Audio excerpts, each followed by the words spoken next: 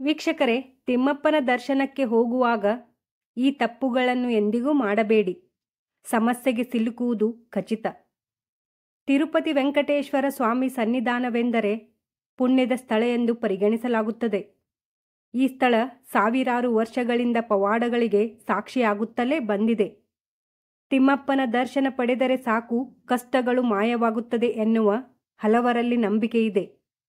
4 ಯುಗಗಳಲ್ಲೂ ಸಾಧಕರು ಸಾಮಾನ್ಯರು ಎಂಬ ಭೇದ ಭಾವವಿಲ್ಲದೆ ಎಲ್ಲರಿಗೂ ಅವರವರ ಪುಣ್ಯದ ಬುತ್ತಿಗೆ ಅನುಗುಣವಾಗಿ ಫಲಾನುಗಳನ್ನು ತಿಮ್ಮಪ್ಪ ಕೊಟ್ಟಿದ್ದಾನೆ.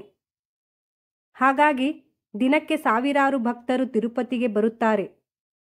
ಎಲ್ಲರ ನೆಚ್ಚಿನ ಹಾಗೂ ಆರಾಧ್ಯ ದೈವ ತಿರುಪತಿ ತಿಮ್ಮಪ್ಪನ ದರ್ಶನ ಪಡೆಯಲು ಪ್ರತಿದಿನ ಸಾವಿರಾರು ಜನರು ಹೋಗುತ್ತಾರೆ. ಆದರೆ ತಿರುಪತಿಗೆ ಹೋಗುವಾಗ ನಾವು ಕೆಲವೊಂದು ವಿಚಾರಗಳ ಬಗ್ಗೆ ಗಮನ ಕೊಡಬೇಕಾಗುತ್ತದೆ. ಹಾಗೆಯೇ ಕೆಲ ತಪ್ಪುಗಳನ್ನು ಸಹ ಮಾಡಬಾರದು. ಹಾಗಾದರೆ ತಿರುಪತಿಗೆ ಹೋಗುವಾಗ ಮಾಡಬಾರದ ತಪ್ಪುಗಳು ಯಾವುವು ಎಂಬುದನ್ನು ಈ ವಿಡಿಯೋದಲ್ಲಿ ತಿಳಿಯೋಣ. ವೀಕ್ಷಕರೇ, ನೀವಿನ್ನೂ ಈ ಚಾನಲ್ನ ಸಬ್ಸ್ಕ್ರೈಬ್ ಮಾಡಿಲ್ಲವೆಂದರೆ ಈಗಲೇ ಸಬ್ಸ್ಕ್ರೈಬ್ ಮಾಡಿ. ಕೋಟ್ಯಂತರ ಭಕ್ತರಿಗೆ ಸಂಕಟ ಬಂದಾಗಲೆಲ್ಲ ವೆಂಕಟರಮಣನೇ ನೆನಪಾಗೋದು. ಈ ರೀತಿ ನಂಬಿ ಬಂದ ಭಕ್ತ ಬಂಧುಗಳನ್ನು ಎಂದಿಗೂ ಕೈ ಬಿಟ್ಟಿಲ್ಲ ಗೋವಿಂದ. ನಾವು ತಿರುಪತಿಗೆ ಹೋಗುವಾಗ ಅನೇಕ ವಿಚಾರಗಳ ಬಗ್ಗೆ ಗಮನ ಕೊಡಬೇಕಾಗುತ್ತದೆ. ನಾವು ಮಾಡುವ ಅನೇಕ ತಪ್ಪುಗಳು ಬಹಳ ಸಮಸ್ಯೆಗೆ ಕಾರಣವಾಗುತ್ತವೆ. ಇನ್ನು ಸದ್ಯ ತಿರುಪತಿಯಲ್ಲಿ ಜನಸಾಗರವೇ ಹರಿದು ಬರುತ್ತಿದೆ ಎಂದರೆ ತಪ್ಪಾಗಲಾರದು. ದಿನದಿಂದ ದಿನಕ್ಕೆ ಬರುತ್ತಿರುವ ಭಕ್ತರ ಸಂಖ್ಯೆ ಜಾಸ್ತಿ ಆಗುತ್ತಿದ್ದು ದರ್ಶನಕ್ಕೆ ಮೊದಲಿಗಿಂತ ಹೆಚ್ಚಿನ ಸಮಯ ಬೇಕಾಗಿದೆ. ವೀಕ್ಷಕರೇ, ಮೊದಲಿಗೆ ಈ ವಿಷಯದ ಬಗ್ಗೆ ಗಮನವಹಿಸಿ. ನೀವು ತಿರುಪತಿಗೆ ಹೊರಡುವ ಮೊದಲು ನಿಮ್ಮ ಕುಲದೇವತೆಗೆ ಪೂಜೆ ಮಾಡಿ ನಂತರ ದೇವರ ದರ್ಶನಕ್ಕೆ ಹೋದರೆ ಉತ್ತಮ ಫಲ ದೊರೆಯುವುದು ಎನ್ನಲಾಗುತ್ತದೆ. ಮತ್ತೊಂದು ಮುಖ್ಯವಾದ ವಿಚಾರವೆಂದರೆ ಪ್ರದಕ್ಷಿಣೆ ಮಾಡುವಾಗ ದೇವಾಲಯವು ನಿಮ್ಮ ಬಲಭಾಗದ ಕಡೆಯಿಂದ ಹಾಕಬೇಕು. ಆಗ ಮಾತ್ರ ಅದರ ಫಲ ಸಿಗುತ್ತದೆ. ಒಮ್ಮೆ ದೇವಾಲಯದ ಒಳಗೆ ಪ್ರವೇಶಿಸಿದ ನಂತರ ಓಂ ನಮೋ ಶ್ರೀ ವೆಂಕಟೇಶಾಯ ಎಂಬ ಮಂತ್ರವನ್ನು ಜಪಿಸಬೇಕು. ಹೊರತು ಬೇರಾವ ಕೆಟ್ಟ ಮಾತುಗಳನ್ನು ಆಡಬಾರದು. ಸದಾ ಒಳ್ಳೆಯ ಚಿಂತೆಯಲ್ಲಿರಬೇಕು. ಇನ್ನು ಯಾವಾಗಲೂ ತಿರುಪತಿಗೆ ಹೋಗುವಾಗ ಯಾವುದೇ ಕಾರಣಕ್ಕೂ ಕೆಲ ತಪ್ಪುಗಳನ್ನು ಮಾಡಬಾರದು. ಈ ತಪ್ಪುಗಳನ್ನು ಮಾಡಿದರೆ ದರ್ಶನದ ಫಲ ಸಿಗುವುದಿಲ್ಲ. ವೀಕ್ಷಕರೇ, ಮುಖ್ಯವಾಗಿ ಇಲ್ಲಿ ನೀವು ತಿಳಿಯಬೇಕಾದ ಮುಖ್ಯ ವಿಷಯವೆಂದರೆ ಅಥವಾ ತಿಮ್ಮಪ್ಪನ ದರ್ಶನಕ್ಕೆ ಹೋದಾಗ ನೀವು ಮಾಡುವಂತಹ ಮೊದಲನೆಯ ತಪ್ಪು, ನೀವು ಯಾವುದೇ ಕಾರಣಕ್ಕೂ ನೇರವಾಗಿ ತಿಮ್ಮಪ್ಪನ ದರ್ಶನ ಮಾಡಬಾರದು. ಮೊದಲು ನೀವು ವರಾಹನಾಥನ ದರ್ಶನ ಮಾಡಬೇಕು.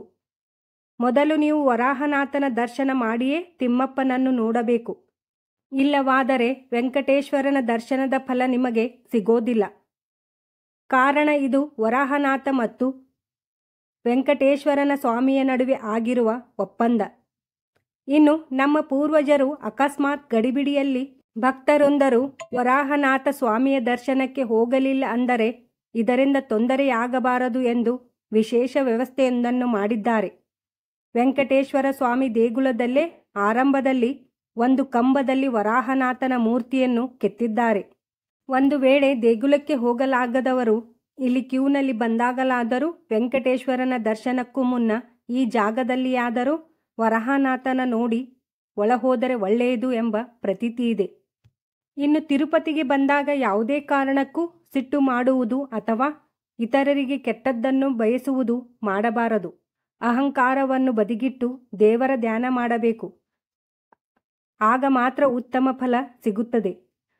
ಬಹುಮುಖ್ಯವಾದ ವಿಚಾರವೆಂದರೆ ದಂಪತಿಗಳು ತಿಮ್ಮಪ್ಪನ ದರ್ಶನಕ್ಕೆ ಬಂದಾಗ ಈ ಸಮಯದಲ್ಲಿ ನೀವು ಬ್ರಹ್ಮಚಾರಿತ್ವವನ್ನು ಪಾಲಿಸಬೇಕು ಎನ್ನುವ ನಿಯಮವಿದೆ. ಜನರು ರಾಮಾನುಜರ ಪ್ರಕಾರ ಮುಖ್ಯವಾಗಿ ತಿರುಮಲದ ಬೀದಿಗಳಲ್ಲಿ ವಿಶೇಷವಾಗಿ ಚಪ್ಪಲಿ ಧರಿಸಿ ನಡೆಯಬೇಡಿ. ಇಡೀ ಬೆಟ್ಟವೇ ಒಂದು ಹಳ್ಳಿ ಇದ್ದ ಹಾಗೆ. ಇಡೀ ಬೆಟ್ಟವು ಬರಿಗಾಲಿನಲ್ಲಿ ನಡೆಯಲು ಸಾಧ್ಯವಾಗದಿದ್ದರೂ ಕೆಲವು ಬೀದಿಗಳಲ್ಲಿ ಚಪ್ಪಲಿಯನ್ನು ಧರಿಸಬಾರದು. ಯಾಕೆಂದರೆ ಬೆಟ್ಟದಲ್ಲಿ ಬೆಳೆಯುವ ಪ್ರತಿ ಹೂವು ದೇವರಿಗೆ ಮುಡುಪಾಗಿದೆ. ಅದನ್ನು ಚಪ್ಪಲಿ ಮೆಟ್ಟಿದ ಕಾಲಿನಿಂದ ತುಳಿಯುವುದು ಸರಿಯಲ್ಲ. ಈ ಎಲ್ಲ ತಪ್ಪುಗಳನ್ನು ಮಾಡದೆ ಪುಷ್ಕರಣಿಯಲ್ಲಿ ಸ್ನಾನ ಮಾಡಿ ಶ್ರೀ ವೆಂಕಟೇಶ್ವರನ ದರ್ಶನ ಪಡೆದರೆ ಎಲ್ಲವೂ ಸಿದ್ಧಿಯಾಗುತ್ತದೆ. ವೀಕ್ಷಕರೇ, ತಿಮ್ಮಪ್ಪನ ದರ್ಶನಕ್ಕೆ ಹೋಗುವಾಗ ಈ ತಪ್ಪುಗಳನ್ನು ಎಂದಿಗೂ ಮಾಡಬೇಡಿ.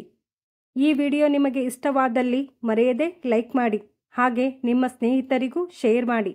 ಇದೇ ರೀತಿಯ ಒಳ್ಳೆಯ ಮಾಹಿತಿಯ ವಿಡಿಯೋಸ್ಗಳಿಗಾಗಿ ಈ ಚಾನಲನ್ನು ತಪ್ಪದೆ ಸಬ್ಸ್ಕ್ರೈಬ್ ಮಾಡಿ. ಧನ್ಯವಾದಗಳು.